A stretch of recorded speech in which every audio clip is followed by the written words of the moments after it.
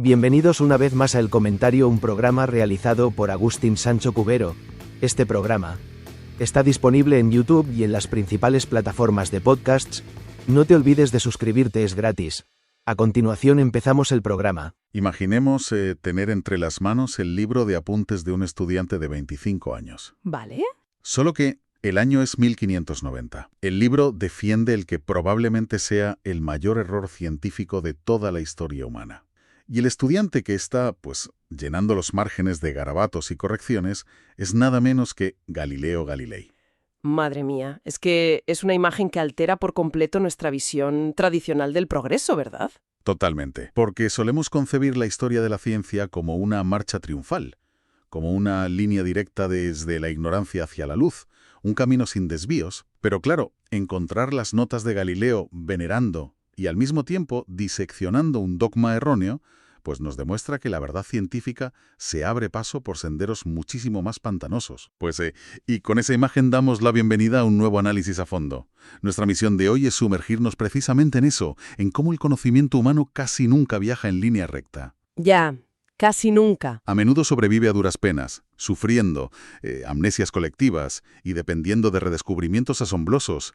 Y todo esto lo vamos a explorar basándonos en un artículo histórico muy reciente. Sí, un artículo que detalla un hallazgo fascinante en los márgenes de un libro. Exacto, porque resulta sobrecogedor pensar en una idea, un modelo científico, que logró dominar el mundo no durante una década, ni siquiera un siglo, ¿Qué va? sino durante, fíjate, 1400 años. Es una cifra que realmente desafía nuestra concepción del tiempo.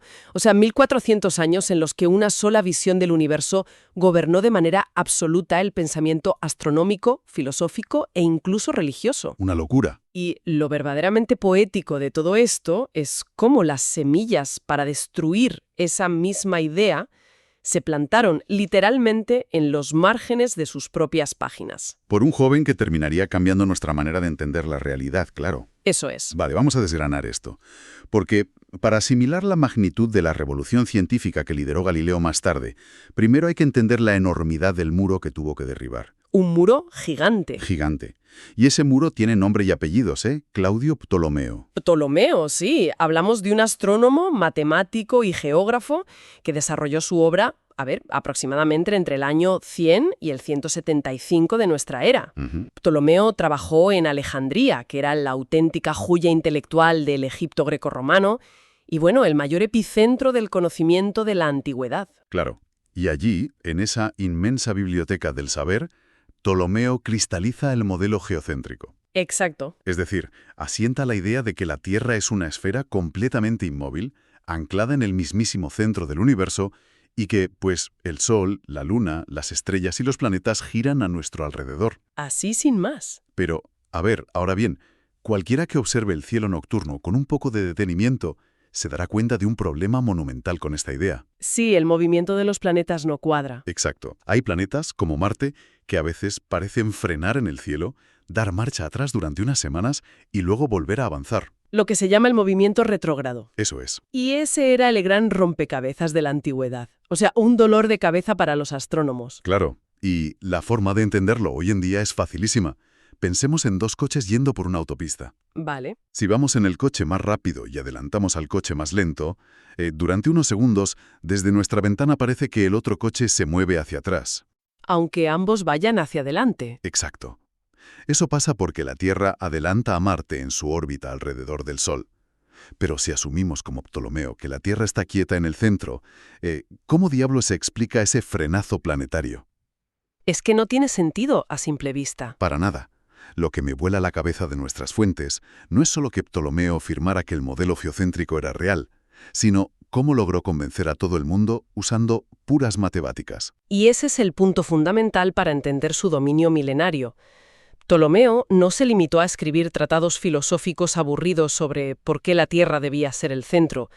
Él construyó un andamiaje geométrico de una complejidad verdaderamente apabullante. Ya te digo. Para explicar ese movimiento retrógrado que mencionas, sin mover la Tierra, introdujo un concepto nuevo, los epiciclos. Los famosos epiciclos, sí. Básicamente propuso que los planetas no giraban en un círculo simple alrededor de la Tierra, sino que giraban en pequeños círculos matemáticos que, a su vez, giraban a lo largo de un círculo mucho más grande. Círculos dentro de círculos. Exacto.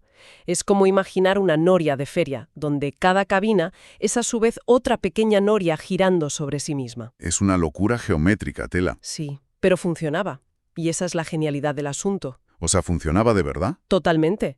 Ptolomeo fue capaz de tomar datos de observación empírica, o sea, siglos de registros visuales del cielo realizados por los babilonios y los griegos, y convertirlos en estos parámetros numéricos mediante los epiciclos. Madre mía. Con este sistema construyó tablas predictivas detalladísimas, tablas que permitían calcular, con un margen de error mínimo, la posición exacta de los planetas. Claro, anticipar las fases del Sol, de la Luna. E incluso predecir eclipses para cualquier momento del pasado o del futuro. Es decir, lograr esa precisión predictiva en el siglo II, sin telescopios, sin ordenadores, es una obra maestra del intelecto humano. Lo es, indudablemente. Al leer esto, la mejor comparación que se me ocurre es pensar en el modelo de Ptolomeo como un sistema operativo informático primigenio. A ver, explícame eso.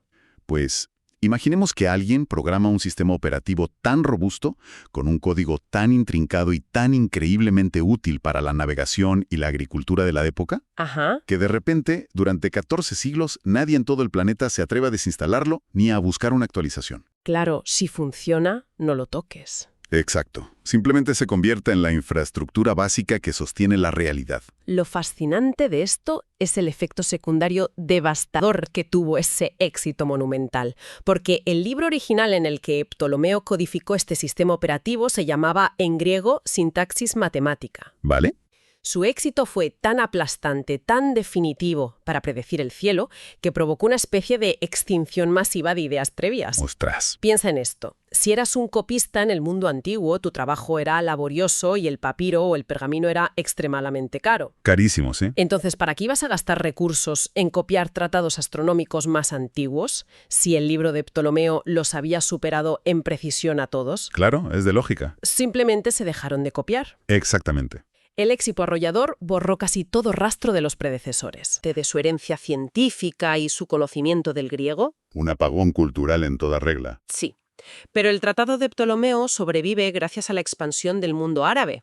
En lugares como la Casa de la Sabiduría de Bagdad, los eruditos islámicos se dedicaron a traducir febrilmente los textos clásicos. ¡Qué maravilla! Fue allí donde, por puro respeto a la magnitud técnica de la obra, empezaron a llamarla Almegisti, que es una fusión del artículo árabe al y un término griego que significa mayor. O sea, literalmente, el mayor de los libros. Eso es. Y desde Oriente Medio, ese conocimiento viaja a través del norte de África hasta llegar a la península ibérica. A través de Al-Ándalus, claro. Exacto. Es a través de la España musulmana, concretamente gracias a focos culturales como Toledo y Córdoba, que este inmenso tratado vuelve a cruzar a una Europa cristiana que lo había olvidado por completo. Y ahí es donde latinizan su título definitivamente como el Almagesto. El Almagesto, ¿sí? Así que llegados a este punto resulta inevitable preguntarse si el Almagesto era un sistema operativo tan implacable, ¿quién fue el primer hacker que logró colapsar el programa? Esa es la gran pregunta. Normalmente la historia nos señala el año 1543. Ese es el año en que un canónigo polaco, Nicolás Copérnico, publica su revolucionaria obra sobre las revoluciones de los orbes celestes. Afirmando que el Sol está en el centro. Exacto, afirmando que el Sol está en el centro y que es la Tierra la que se mueve. Ese parece ser el gran punto de inflexión, ¿no? Sin duda lo es para la ciencia moderna. Pero aquí es donde las fuentes que estamos analizando revelan uno de los giros más asombrosos de la historia del conocimiento. A ver. Resulta que Copérnico no fue el primero en proponer el modelo heliocéntrico. ¿En serio? Un pensador griego llamado Aristarco de Samos, que vivió entre el año 310 y el 230 a.C., ya había situado al Sol en el centro del sistema, con la Tierra orbitando a su alrededor. Espera. Lo hizo 1800 años antes que Copérnico. Espera. Esto me rompe un poco los esquemas y me genera una duda tremenda. Dime. Si Aristarco de Samos ya había mirado al cielo y había resuelto el rompecabezas de la órbita terrestre casi 3 siglos antes de Cristo, ¿Sí? ¿cómo es posible que el mundo decidiera caminar en la dirección equivocada durante 2 milenios? Es tremendo, sí. O sea, ¿Por qué la humanidad ignoró la respuesta correcta cuando la tenía delante de sus propias narices? Es una amnesia colectiva brutal. Es la paradoja central de la historia de la ciencia. Tendemos a creer que las buenas ideas triunfan simplemente por ser ciertas. Claro, lo lógico. Pero la realidad es que las ideas necesitan un ecosistema intelectual y unas herramientas tecnológicas que las respalden para sobrevivir. Entiendo. Aristarco tuvo una intuición brillante, probablemente la intuición más brillante de toda la antigüedad. Sin embargo, carecía del aparato matemático. Carecía de esa maraña de epiciclos que Ptolomeo desarrollaría siglos después para su propio modelo geocéntrico. O sea, Aristarco tenía la arquitectura correcta, pero Ptolomeo tenía la calculadora que de verdad funcionaba. Exacto. Me encanta esa analogía. El modelo de Aristarco no podía predecir un eclipse con la precisión que exigían los calendarios y la navegación de la época. Y la navegación lo era todo. Todo. Además, iba en contra del sentido común de aquel entonces. A simple vista, si uno salta, cae en el mismo sitio. Ya, la Tierra no parece moverse. Claro, no se siente que vayamos a miles de kilómetros por hora. Así que la utilidad práctica de Ptolomeo y la intuición física de Aristóteles aplastaron la verdad cosmológica de Aristarco. Lo cual nos lleva a la extrema fragilidad del conocimiento. El artículo que estamos repasando señala que estuvimos a punto de no saber siquiera que Aristarco tuvo esta idea. Es un detalle escalofriante. Porque su texto original sobre el heliocentrismo no sobrevivió, se perdió. Solo sabemos que existió gracias a que otro genio absoluto, Arquímedes, lo mencionó casi de pasada en un texto suyo llamado El Arenario. Céntrico se habría evaporado sin dejar rastro en la memoria humana. Ese hilo del que cuelga la historia es aterrador. O sea, de toda la producción intelectual de Aristarco, solo nos ha llegado una única obra completa. Solo una. Un tratado geométrico titulado Sobre los tamaños y las distancias del Sol y la Luna. E incluso ese libro, madre mía, necesitó un esfuerzo monumental para no desaparecer. Pasando de mano en mano. Pasando por traducciones del griego al latín, luego al latín, y sobreviviendo a incendios, a saqueos. Es un milagro que exista. Sí, las fuentes documentan ese esfuerzo titánico. Por preservar la obra, hay una edición moderna publicada por la Universidad de Cádiz en 2007. Ah, qué interesante. Sí, basada en un manuscrito latino de 1632 que estaba guardado en el Observatorio de San Fernando. Fíjate. Y más recientemente, en 2020, la Universidad de Barcelona publicó una traducción exhaustiva que rescata el griego original junto con los comentarios que hizo un brillante matemático renacentista, Federico Comandino. Qué trabajo más inmenso. Mantener una sola idea viva a través de los siglos requiere auténticas legiones de traductores actuando casi como arqueólogos literarios. Y esa misma arqueología literaria es la que nos conecta de lleno con el descubrimiento contemporáneo que da pie a este análisis. Eso es. Porque la fragilidad y el misterio no solo residen en los libros que se perdieron, sino en los secretos que todavía hoy siguen ocultos dentro de los libros que sí logramos salvar. Claro, pasamos de buscar textos antiguos perdidos a buscar entre las letras de esos textos. Y el protagonista de esta parte de la historia es Iván Malarra, un tenaz historiador de la Universidad de Milán. Sí.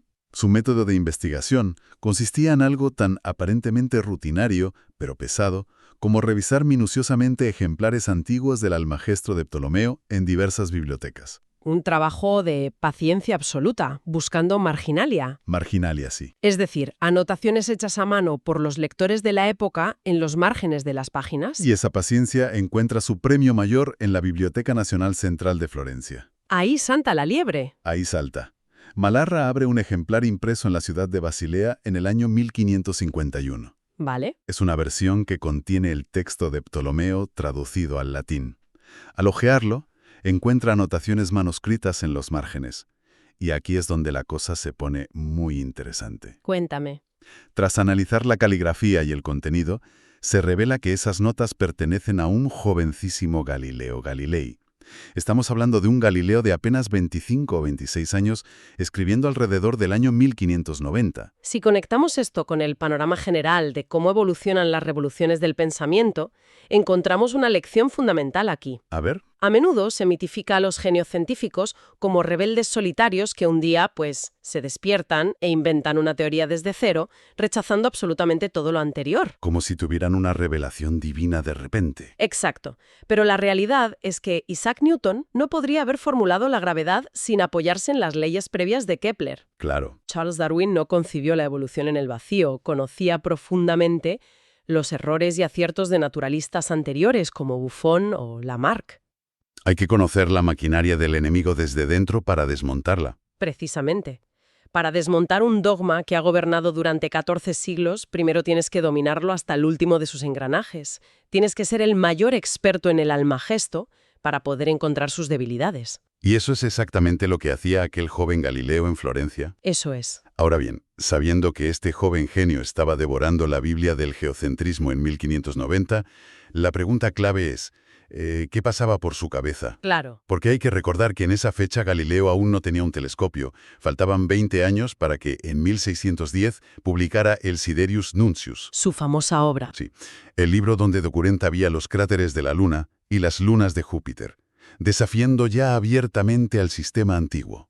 Pero en 1590 era solo un profesor en Pisa. ¿Qué leía y qué corregía en esos márgenes? Pues en esa época Galileo estaba inmerso en la redacción de unos manuscritos sobre el movimiento de los cuerpos, que son conocidos históricamente como De Motu Antiquiora. Vale, Estaba luchando directamente contra la física de Aristóteles. que recordemos era intocable. Intocable y el complemento filosófico inseparable de la astronomía de Ptolomeo.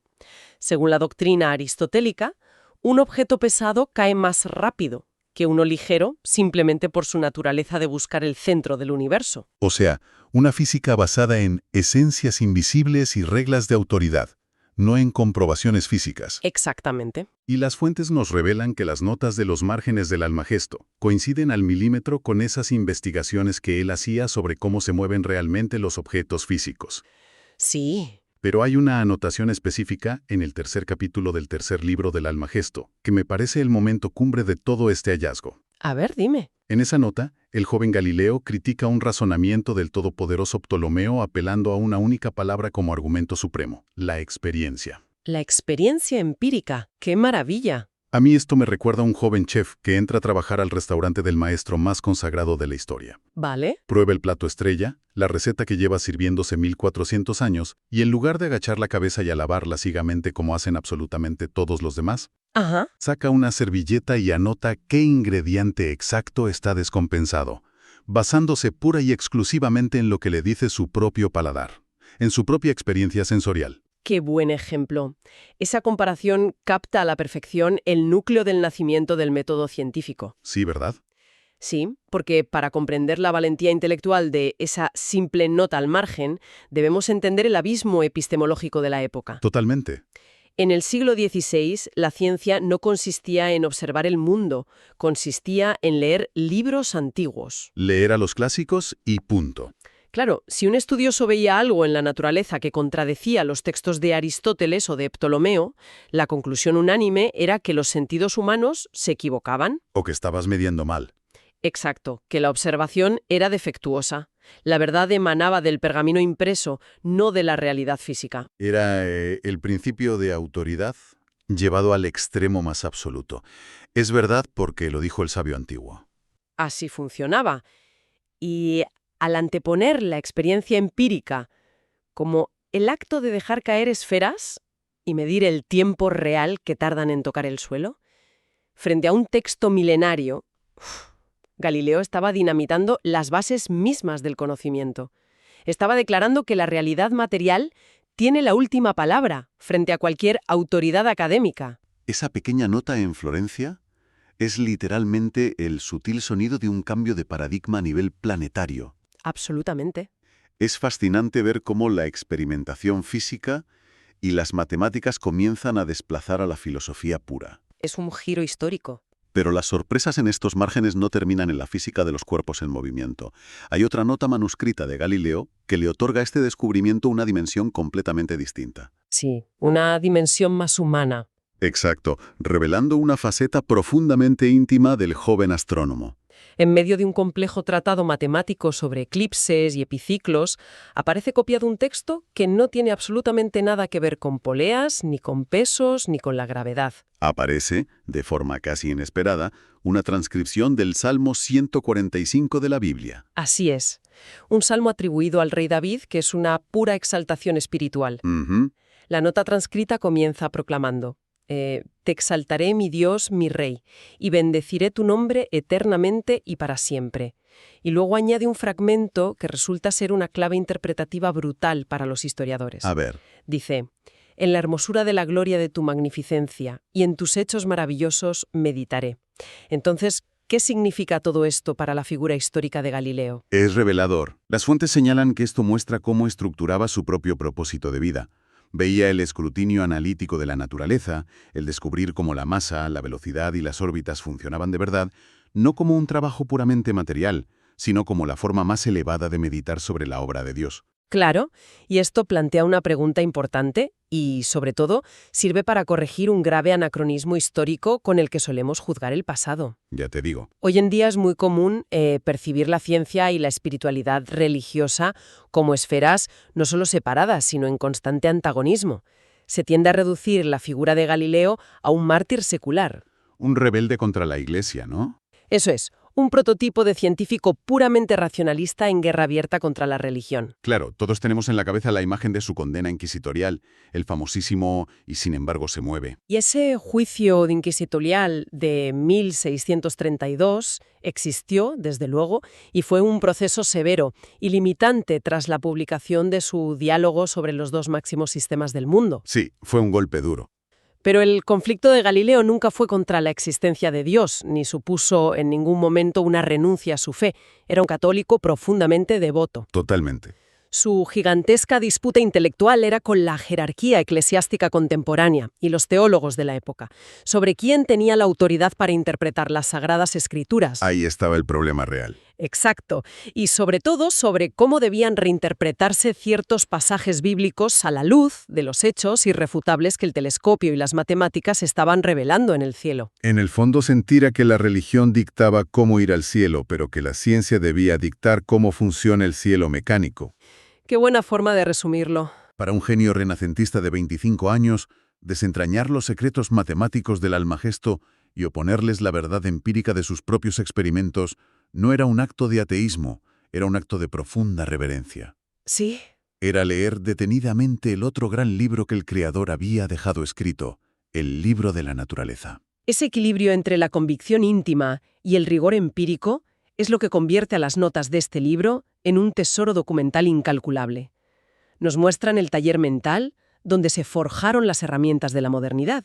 Pues ha sido un viaje verdaderamente espectacular. Hemos comenzado entendiendo cómo la genialidad matemática de Claudio Ptolomeo diseñó un sistema de órbitas y epiciclos tan brillante que monopolizó la astronomía mundial. Y cómo eso condenó al olvido visiones adelantadas a su tiempo. Claro, visiones heliocéntricas como la de Aristarco de Samos. Hemos seguido el rastro de la supervivencia de ese conocimiento antiguo a través del mundo árabe y la península ibérica. Un esfuerzo milenario, literalmente. Admirando el esfuerzo arqueológico de mantener un libro vivo durante siglos.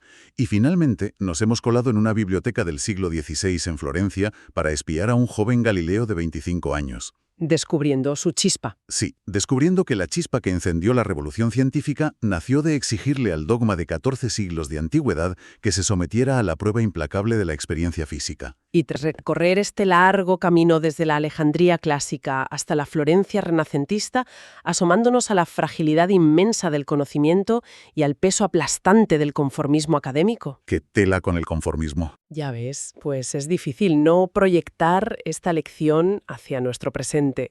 Si un libro rutinario impreso en Basilea en 1551 escondía en sus estrechos márgenes la revolución que alteraría para siempre nuestra comprensión de la realidad, cabe preguntarse qué estará ocurriendo en este mismo instante.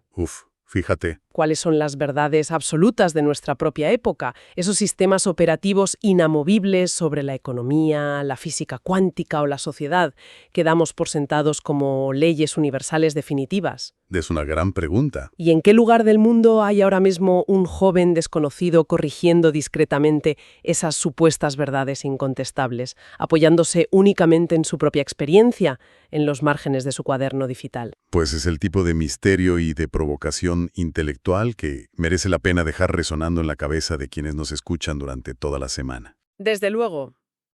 Ha sido un placer inmenso recorrer este mapa de redescubrimientos asombrosos.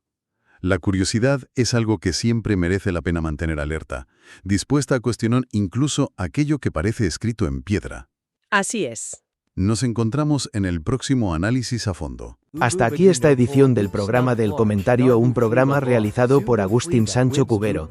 Este programa está disponible en YouTube y en las principales plataformas de podcasts. Hasta la próxima edición del programa. Muchas gracias. Dirección y realización Agustín Sancho Cubero.